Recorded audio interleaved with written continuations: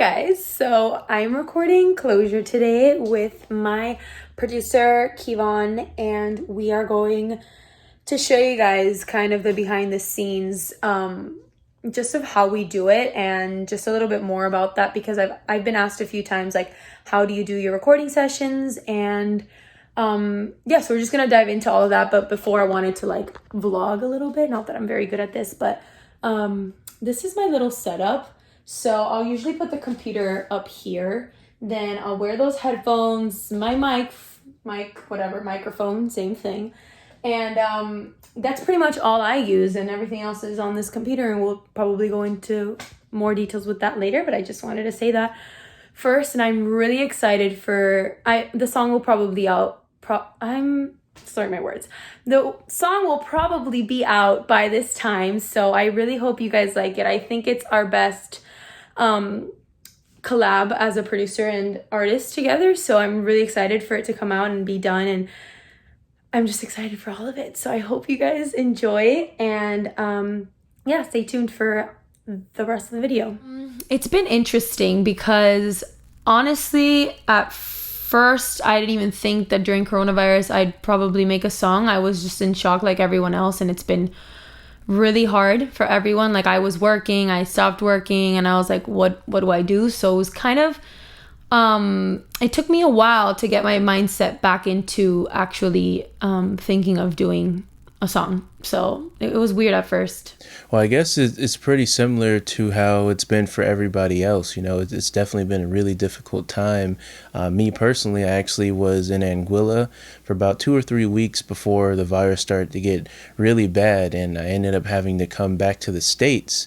And, you know, everyone kind of has their own plans, and, you know, there was a lot of things that were lined up for me in Anguilla, a lot of people that were supposed to be coming down there. So it was unfortunate that I had to come back for a little bit, but it's definitely been something that has been an adjustment, and I feel like it's going to be an adjustment for everyone to find their new normal in this. So for songwriting, it didn't really change just because I've always written down my ideas for my songs on my phone. So, and kind of whenever they like come to me when I'm going through like a deep thinking with myself, I guess. And so it didn't really change because I started with my concept, I wrote it down in my notes, which is what I've always done, and then went from there. So just because of technology and because we have, phones now, and that's how I prefer to write, it didn't really change the way that I do my songwriting process, to be honest. Well, that's a really good question. I do feel like it's a question that everyone's kind of been thinking about in some regard if you work in recording at all. For me personally, I've always had an aspect of remote collaboration, remote work that I had been doing and incorporating into my company. So it hasn't been anything that's been too drastic, but I do really miss in-person studio sessions. There's really nothing that can compare with being in a room face to face and, with a group of people, or even just one person, just being in that atmosphere and feeding off each other's energy. It's definitely something that I miss. It's definitely something that helps the creative process. So that's definitely something that I feel like it's been a challenge to adjust to a little bit. But with so many tools for remote collaboration, and there's FaceTime and, Zoom and all these other kind of ways to somewhat stay connected, there's definitely ways that you can make the best of the situation. So closure, the word itself kind of came to me because I was just thinking a lot, and I was like, you know what? With this situation that I had, I kind of wish I had closure. And then so with my songs, the way that I've written since I began writing for songs that I've previously released, I kind of have a concept in mind from experience, but then I like to write as if I don't like to write about like specifics. So like with Closure, for example, once everyone listens to it, I don't really necessarily I like to use an idea that I've been feeling, I guess. That's how I can explain it.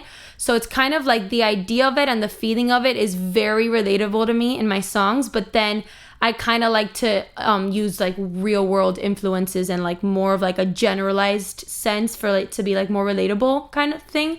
So that's kind of how I've done songwriting thus far. So that's kind of what inspired Closure. Well, it actually was not too long after I got back from Anguilla. Camila reached out to me and told me that she had an idea for a new song. So we hopped on a FaceTime call and kind of worked out some of the details. And it really started with this concept and this, this lyric of "I need closure." And that immediately I latched onto that because it's something that I feel everyone has experienced, the need, the desire to have closure from a situation, whether that be a relationship that didn't go the way you thought it would go, or, a friendship that went south. Everyone knows what it feels like to need closure from a situation. So we immediately started working on it a little bit more and started to go down the production process. So I just knew that that's something that everyone could relate to. Okay, so for the process of making this song, I've been lucky enough to work with Kevon multiple times already because my entire EP, I worked with him. So working with him remotely, I've never met him, but it feels like we've met because we've talked to each other so much, but it's all been through FaceTime, like just all technology based, thank God, because you can do that now. And so it honestly been the exact same as when I did my EP. So the way we usually do it is I'll probably come up with a concept first before I even reach out to him, and then I'll reach out to him and be like, I have a concept for a song, I have a genre, I have a vibe for the song, and then I kind of talk to him about it. We kind of sometimes I'll have most of the lyrics done, sometimes we will work on lyrics together, so it just depends. Like during Closure, we worked more on the lyrics together because I had more of like a concept in mind, and then he kind of like helped me hone in on the lyrics. And then he'll send me a production finished, and then we will kind of work from there. The song kind of came to me because the chorus, which it's I need closure, I need space, whatever. For the sake of time, that came to me first, and after that we build the rest of the song. So it was obviously a lot. But we do it through FaceTimes, we do text, we use Google Docs. And then once we have all of that, we set up a recording day, and then we will do it all on that day. We'll spend a few hours recording everything, and we do it through TeamViewer. Also, side note, I'll probably mention this at another point of the video, but I always do my recordings with Kevon at home because I do have my studio equipment here, so it's very easy for me, and I just literally throw on any clothes, no makeup, quarantine times, and we just record, and it's really chill, and I love doing it like this because it feels more like, it's my home, and I have the ability to just chill, be here, and like do it all virtually. So thank you, technology. Well, the process pretty much worked how it works anytime I do remote work. An artist will reach out to me, whether it be via my website or some other medium, normally with an idea that they kind of want to pursue a little bit more. Sometimes they don't have an idea and we'll do everything from scratch together, but more often than not, they at least have something that they want to work with. And then we'll kind of hop on a FaceTime call or some other way to talk about a little bit more. And then from there, I'll go through the full production process once I feel like, the song, the lyrics, the melody, everything like that is in a pretty good skeleton form. That's when I'll start the production, and I'll do a full production of the song and send it to the artist. They'll let me know if there's any revisions that they want to the production. And once the production is pretty solid, at that point, before, recording as a final check, we'll go and see, are there any lyrics that need a little bit tweaking, or are there any melodies that could shift a little bit to fit the overall vibe of the production and make the song as good as it can be.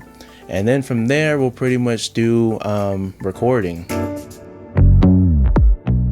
Bright lights blind me while I think of you. I'm ready, I'm ready. Well, this time, thought that you would see it through. recording is something I know people have definitely been figuring out and worried about. How are you going to record in a situation where you can't have an artist physically be in front of you? And luckily, I've been doing this pretty much from the beginning in some capacity. Camila's EP, I actually completely worked on that remotely. Funny thing, I've actually never met her physically. We've only talked on FaceTime, sent emails, and we've known each other well over a year now, but all of that's been completely remote. And what I'll do is I'll use a program called TeamViewer, and I'll remotely control the client's computer. And on their computer, they'll usually use Pro Tools, whether that be a full version that they have or the free version of Pro Tools first. Now, I'll control their computer and take the role of engineer, because it's definitely not the artist's responsibility to feel like they have to be the engineer of their own session. And I feel like it can be a little distracting. I definitely want the artist to be able to focus on being the artist and get the best performance that they can for the song. So commercially, actually, what I've always done up to this point, because I've only released a few songs till now, is I always do like a photo shoot, and I like to promote my songs with photos. So in that sense, we kind of, I'm lucky enough to work with a photographer. Her name's Val, and my best friend, manager, and everything makeup artist is Manu, and we always work together for photos. We've worked together thus far, and we just did the same thing as always. We did a photo shoot once we had the song and we had the vibe going for it. And that's probably up to now, that is the only thing I've done marketing wise. But I do have plans for more things to come with this song so far, but they're currently like right now in the process. So I don't know what's going to happen with that.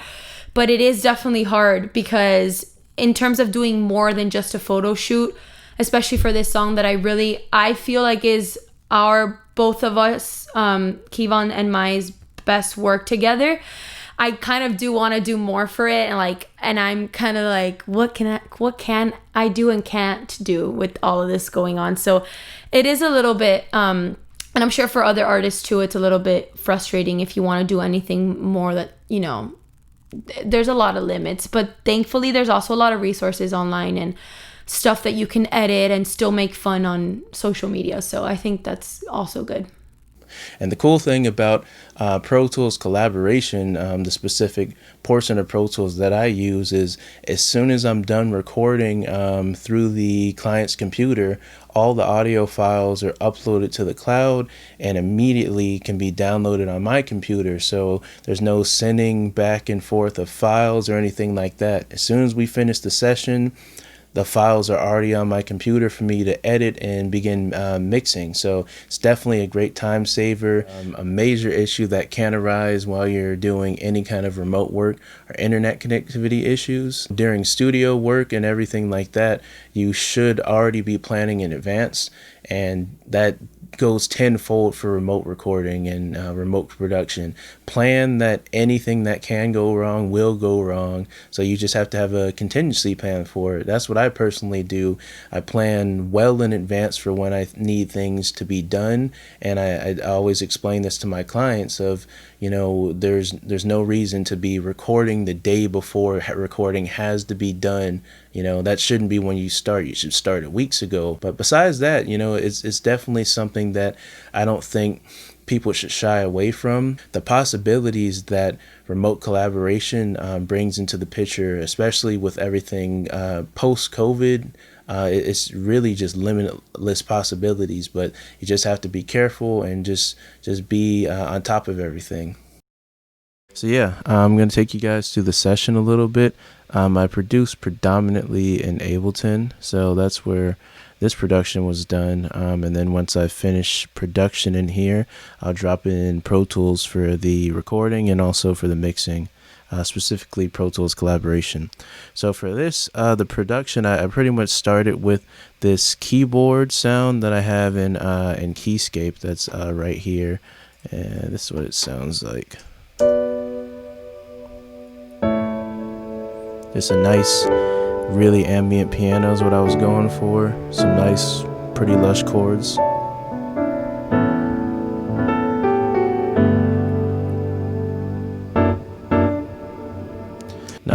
bass is actually a sample that I got on Splice. You can see right there. It was a retro pack that I got, and I just dragged it into Simpler and just sampled, you know, the first little transient, because it was a whole loop, but I just wanted the first note that I could get out of it. So that's what the bass sounds like.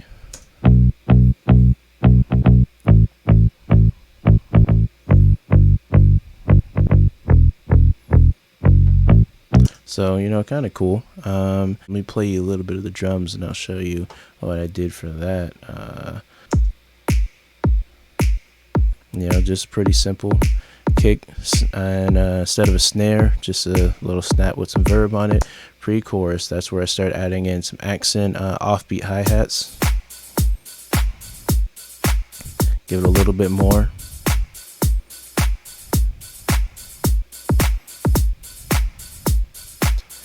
Now when you get over to the chorus, play a little bit before that transition.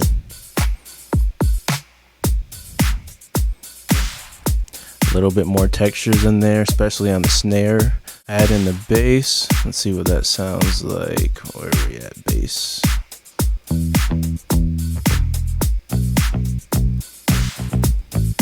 Start bringing in a couple more elements as we go on. Let's see here. When you need some company. Oh yeah, these are the melodies I had for it here.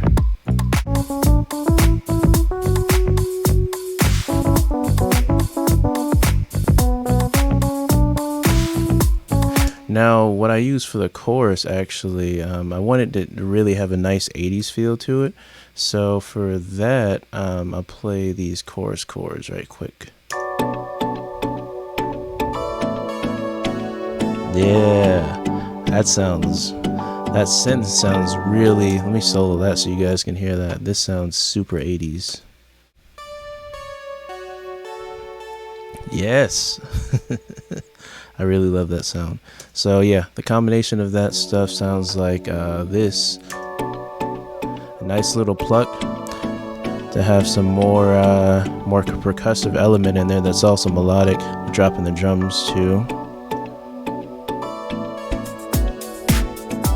And then we'll bring in the bass also.